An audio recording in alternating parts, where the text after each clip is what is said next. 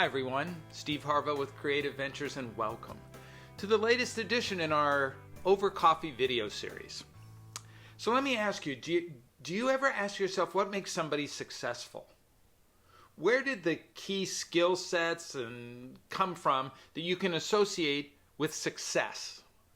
There are three key fields in which a successful person builds their career: skills, experience, and knowledge. Now, during your professional journey, you've been exposed to a lot in all three of these categories.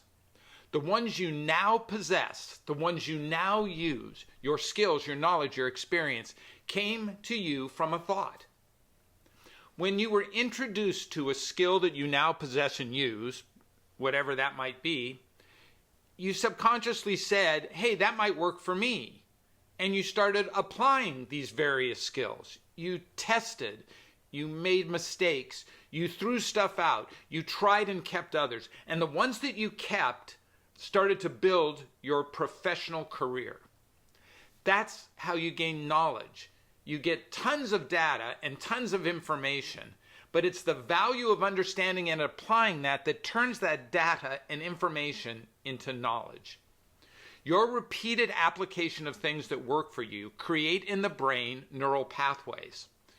These neural pathways are very similar to a pathway you would find in the forest. The more that pathway gets used, the more distinguished the pathway becomes, the better you can see it. And the same is true with the way you build neural pathways in your brain. That's how you became a professional. That's how you got to where you are. But it's not enough to carry you to tomorrow. You need new skills. You need to build new neural pathways. You need to experience more things so that those pathways become an element that you can walk towards success. It's hard. You're already really good at what you do. So how do you decide which skills to add and which skills to strengthen? Which knowledge to pursue? How much experience do I need? You get that through a very simple process of exposure.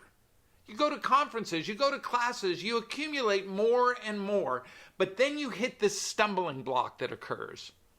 Your new stuff has to fight through all your old stuff to find a place in your growth, in your progression. We call this the whirlwind of your daily life. So how does something new get through emails, meetings, all the tons of work you've got, phone calls, traveling, everything else? Well, lots of them can never get through, but one or two can. So your ability through exposure to choose the right ones become the successful formula. Something new needs to strike you pretty hard in order for it to get through that maelstrom of daily activity. Here's the kicker. 1 to 3, that's about all you ever get to try to use to build something new.